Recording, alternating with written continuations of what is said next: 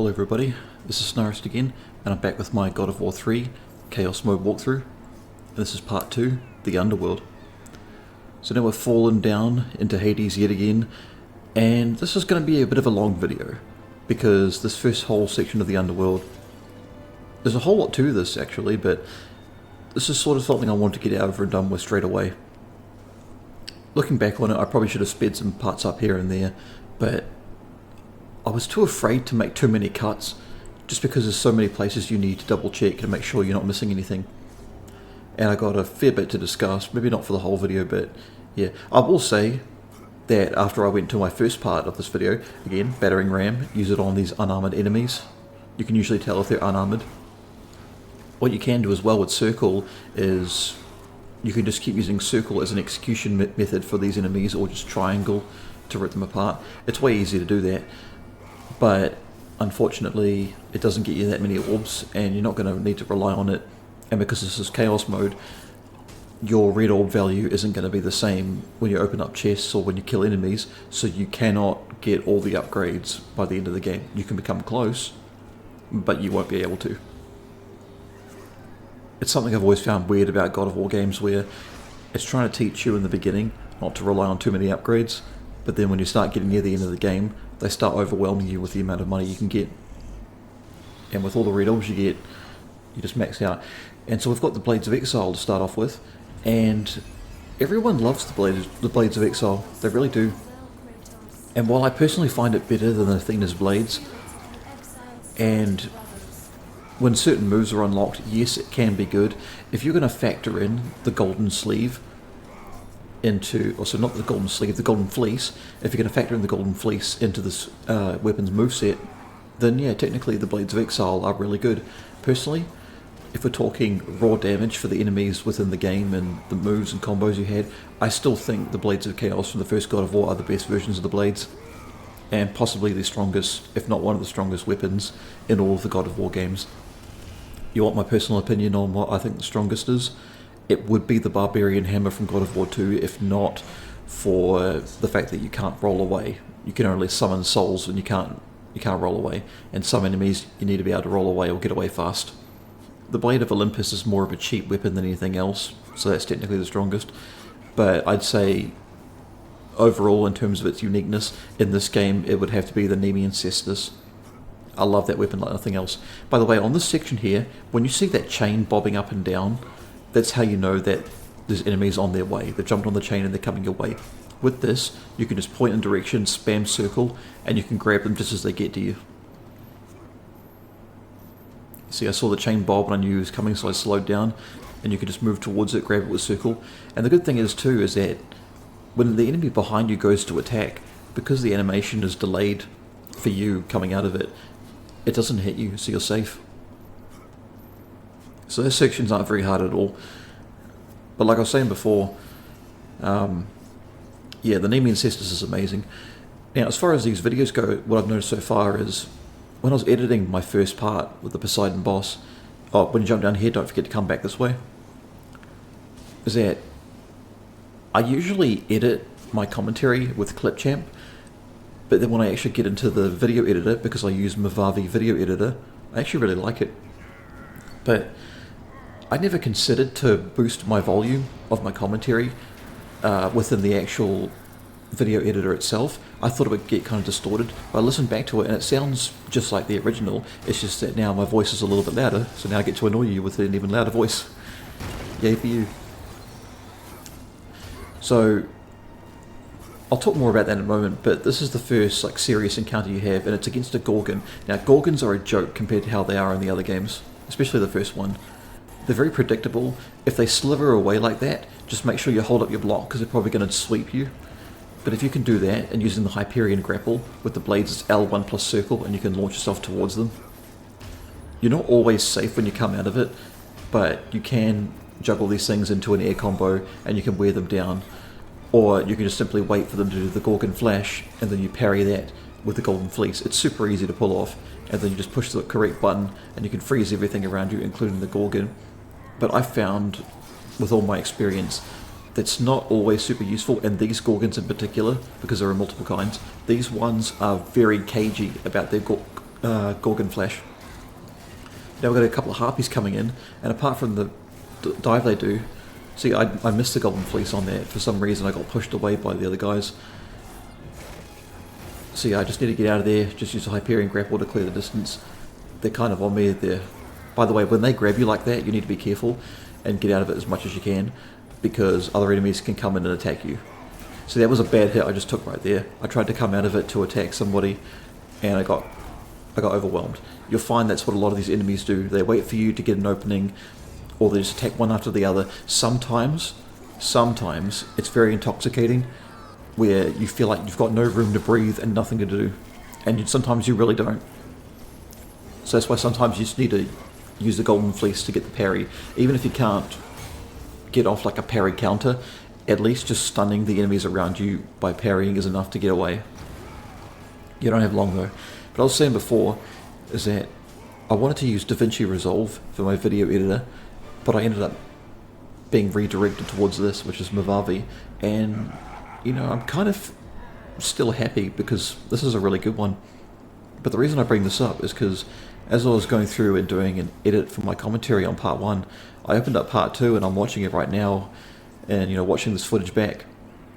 For some reason, I had to completely remove all the files on this video editor because it was corrupted, because there was an update for the video editor and it wanted a new version, but for some reason the video files I had here were incompatible, and I don't know why, and I don't know if this will persist for the other God of War videos I have, but I do have the original unedited footage for everything still on standby.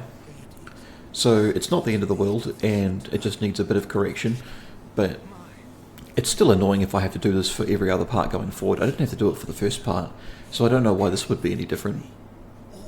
It could be to do with the fact that I had 3 different videos pieced together, because I didn't know how I was going to do this walkthrough initially. Like, I didn't know if I was going to do like short 10-minute parts for most of the time all the way through the game, but instead I decided to take some of the longer sequences and just put it into one video and get it over and done with. And I feel like it's probably better for that, because this game has some really weird pacing. Like, you're stuck in the Underworld here for quite a while, and then when you get out of it, there's some really cool locations that you spend like almost no time in. This is pretty standard stuff right here. Just get up to the bramble, push it off, get it in front of the Cerberus Hound, get it to set on fire so you can use your Icarus wings and glide up. But of course you need to go all the way back and raise the gate once more because you won't be able to fit under there.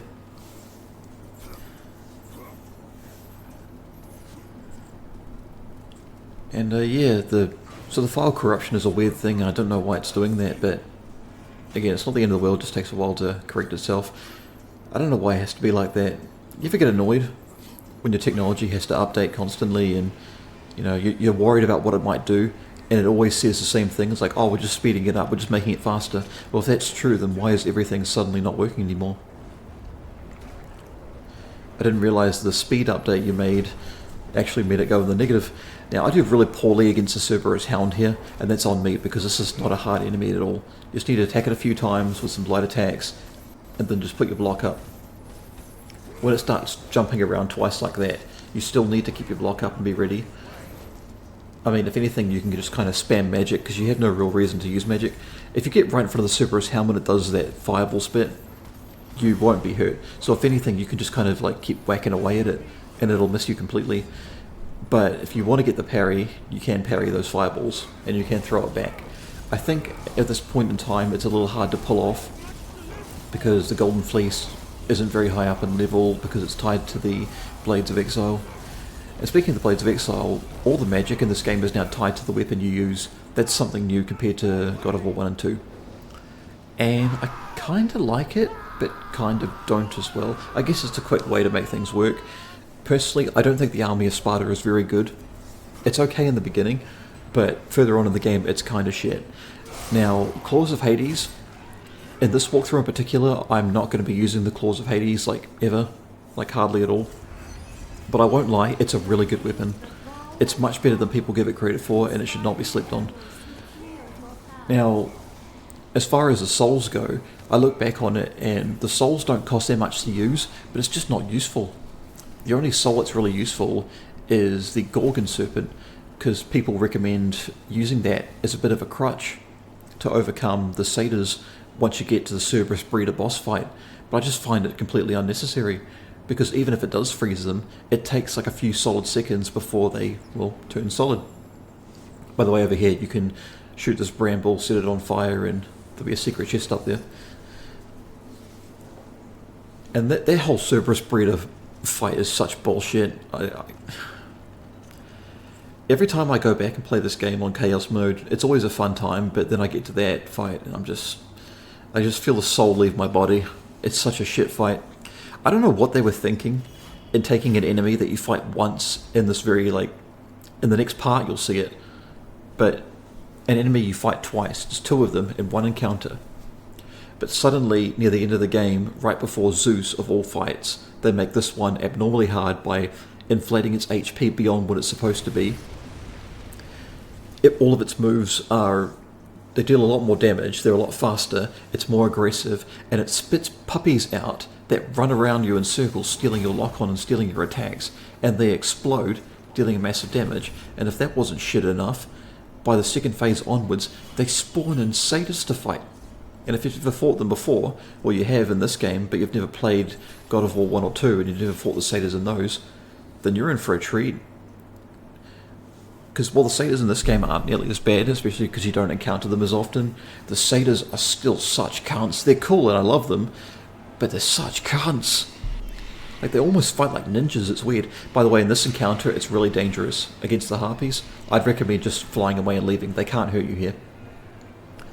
But you can't get back either. The only thing you're missing out on is a bunch of those like dead souls to get some health orbs from when you execute them, or some pots to drop a bunch of red orbs, which there's a fair bit of it, but it's like I said, I finished this leveling everything up to the max except for Claws of Hades, which I believe I got to level 4, but nothing else beyond that. Now it's a bit elaborate here, but take the same path I am, go all the way up to the top, then take the left, and you'll be able to leap off to a secret chest. You know, follow these as well. It's important, because the sooner you get your Gorgon eyes, your Phoenix feathers, and your Minotaur horns all maxed out, the sooner they can start dropping red orb caches worth like 1,000 or a bit more than 1,000, and you'll start getting them. You'll start noticing how much more you get after you've gotten out of Tartarus and after you've acquired the Nemesis Whip. You'll really start to see it, and you'll get so much to work with.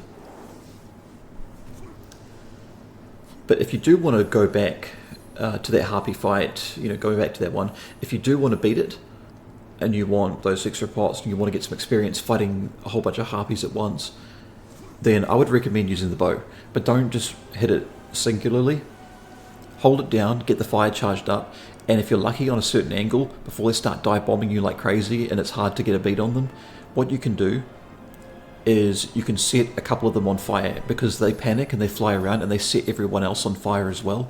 So you can set the entire area on fire, and most, if not all, of those Harpies will suffer serious damage, and a lot of them will die. And so this is the end to one of the awkwardly cut videos I did, and this is going to be the Trials of Erebus in front of the 3 judges. Now the Trials of Erebus aren't that bad. The final challenge could be a little tricky, and this is a secret here that I didn't discover until several playthroughs after the fact. Like, this was kind of a shock for me, because I'd always seen this sort of broken staircase or bridge area off to the left of that arena. I'm like, I'm worried that I'm going to end up falling to my death like I have so many times, just trying to search for hidden treasure. Because just think about God of War, there's so many places you can fall off and die, but you wonder if there's anything like hidden around the place. But in this case, there really was. There's a couple of cheeky spots like that in this game. But yeah, this first trial I believe I'm going to do rather badly in, but it's really easy. The second trial is a little more tricky, but there's a trick. It's a bit of a bad way to explain it. There's a bit of a trick to it. And trial 3 is a small degree of luck. But see, in this first trial, there's going to be a bunch of civilians running around like crazy, they're free health kits, but then the arms of Hades are going to reach out, and when they grab them and they suck them in, I don't like this at all, because it locks us into a cinematic, and when you come back out, there's a chance you can get hit by one of these arms. Luckily, I'm far enough away from them and they don't. They always spawn in the same place, just a couple of seconds or so after you've already killed them. Eventually they stop, but yeah, use the Plume of Prometheus, you've got the range on them, they can't hurt you from there. But don't move around too much, because if you do, and you move away from a safe spot, then one will spawn up and slap you in the back. And don't worry too much about the health these civilians provide, because all health, all magic, all red and all rage orbs are greatly reduced in how much you get when you pick them up. It's just part of the whole thing with chaos mode. So I wouldn't even really be worried about trying to execute civilians for extra health. It's only if there's, if there's no risk to it. And in this one, you're going to have dead souls wandering towards those, or that fence, or that gate there, and when they do, they turn into Hades' army, they turn into monsters. This first one turns into a minotaur.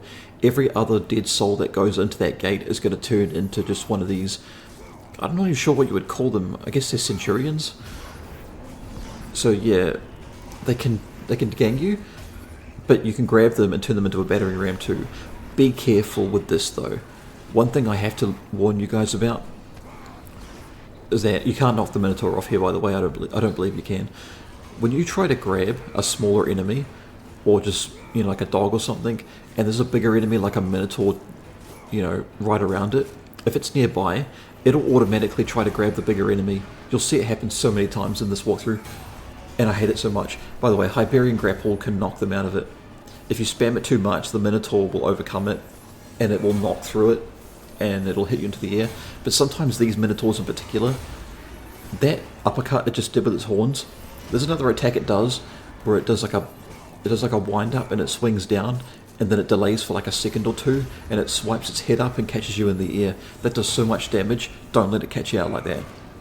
It'll probably happen a couple times in this walkthrough that you'll see, so you'll at least get an idea of how it does it. Now, killing the Minotaur that way doesn't get you the most red orbs, but it gets you your health back. It's always nice. Although in Chaos mode it's not so bad. I forgot to mention as well in that second trial, if you keep that Minotaur alive the whole time, then, there will be no other Minotaur, it'll only be those Centurions. Now, if you do kill the Minotaur, and there's still dead souls that get to that gate, it'll turn into a fresh Minotaur. By the way, when you're stuck like this in the Gorgon's grasp, and it tries to choke you out, you're not going to get hit by anything. Now, I panicked a little bit there because I was just getting sick of the Harpies dive bombing me like crazy, and it took ages for this Gorgon to do its flash to try and get me to freeze all the enemies, because when you do, all the Harpies around you just turn to stone, they fall out of the sky, and they completely collapse and shatter. And that's what happens to you as well, by the way. If you're in the air and they hit you with that, then you will freeze and you will hit the ground and you will die instantly. So what I did before was I used the army of Sparta and had it sent crashing down on the Harpies just as they were dive bombing me, and that way I was able to kind of not only knock them to the ground but then stab them in the phalanx. And when that happened, they all pretty much died. There was only a couple of them left that were a problem. Now this is a little bit of a tricky encounter because I'm trying to Hyperion grapple the Minotaur, but I also understand that the Gorgon's going to be a bit of a problem too. It's going to get a lot more bold because my attention's not on her, and this Minotaur can definitely catch me off guard sometimes.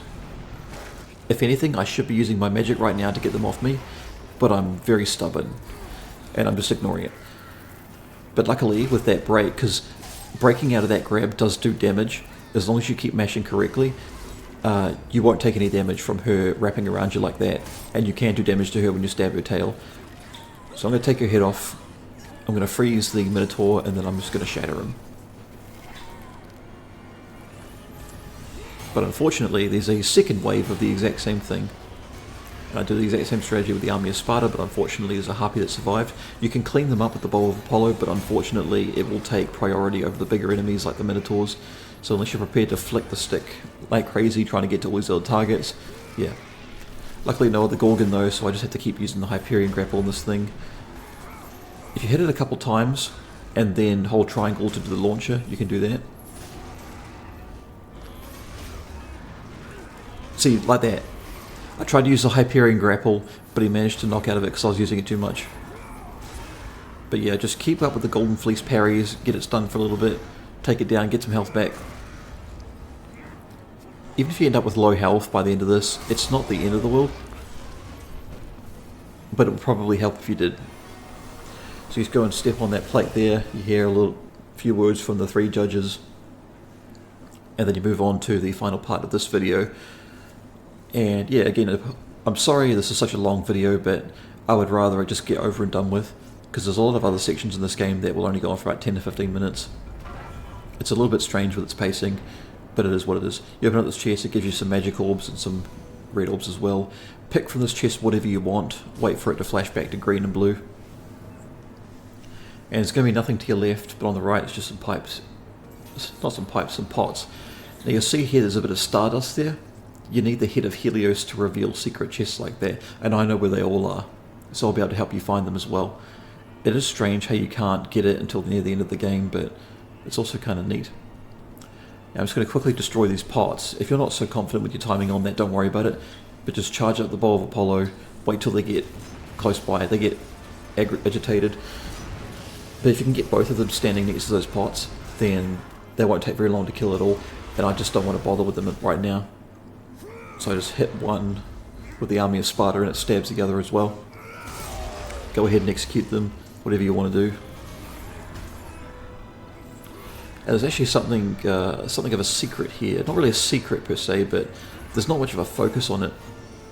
See, off to the right here is a portal, and it leads down to a chest, but it's also got a lever there. And when you open up the lever, it'll open up the gate, and you can go on through back to your save point. It's a bit of a small trip.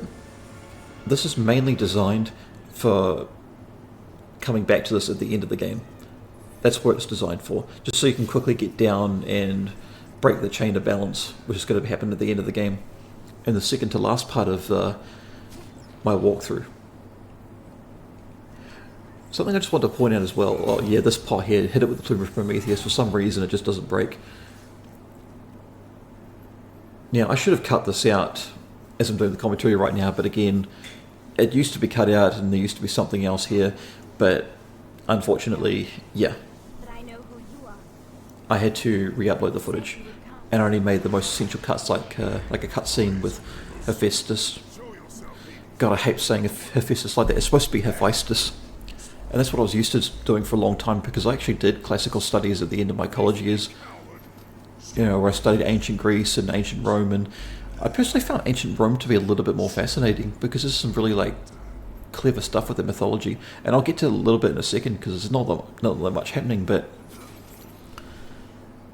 yeah, with this section here, down by that gate where you can pull the lever and get through, there's actually a note written by a little girl who says something about going to the Elysian Fields and missing her family. If you pay attention to the way it's all worded, it's basically Kratos' daughter who's been here before and is leaving a note saying that she really misses her family. And I think that's kind of a punch in the gut, considering the fact that, yeah, Kratos did leave Greece. He couldn't kill himself, he couldn't die, and he wanted to find a new purpose in Scandinavia. So I wonder if there's ever a time where Kratos truly does die for good. You know, I wonder what would happen to him. Would he go to Valhalla, or would he actually go back to ancient Greece? I mess up so badly in the section here. They'll always blow up that pot and do massive damage to themselves. Yeah, these things have projectile splash damage. You know, try to bait them in. Now, this guy here, you can't grab them when they're lying down like that and fizzing, because they're going to explode. I got so annoyed at that. But these things are pretty simple when you grab them, because you can just keep looping them and you can keep pushing circle and grabbing them out of the air and just flinging them back down. If you do it too long, their other partner can hit them. What I was saying before as well is that moment there where he's talking to the Pandora statue and he hears Hades' voice. I had no idea for the longest time that Clancy Brown voiced Hades in this. It's such a small role, but he does great voice work as Hades, he really does. But I don't know if this is just me, but I couldn't help but hear Mr. Krabs' voice when he did it. I can't really do a good Mr. Krabs voice, and I can only do a half good laugh of Mr. Krabs. It's like I can't even do it properly. It's it doesn't even help that I'm talking so much as well, just because I'm not used to it, and so my throat's closing up a little bit.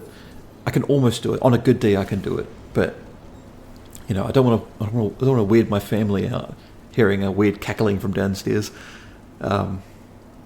You know, they hear something else going on downstairs, if you know what I'm saying, but that's enough of that.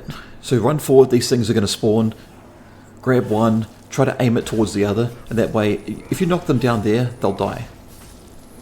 But if you see their partner still standing and they're trying to take shots at you and charge up and everything, make sure you get ready to avoid them.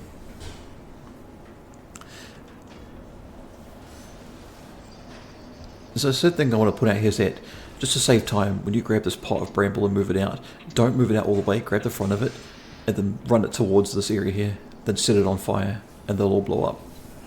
They won't die, but they'll be put in a state where they can get killed, and you can be protected against that explosion on the ground. And there's still one more left. Yep. I still think this version of the execution in God of War 2 is the most brutal. Like, there's just something, like, mean about it. In this, he's almost graceful, but in the original, he was just mean. There's a bit of oomph to it. And I'm just trying to remember what I was saying before. Oh, I'm sure it'll come to me. So this is a bit of an interesting section here as well, because what you're seeing in front of you there, that statue, it's not a statue, it's actually a door. And you can open it up. And I'll show you what I mean in a moment. So when you move this bramble pot down here, and you take it off the platform, you're going to get a couple more of those sentries spawning in. So you want to take care of them. The priority, unfortunately, is on the pot. When you pull out the bow, so you've got to make sure you're ready to flick the stick and aim towards them.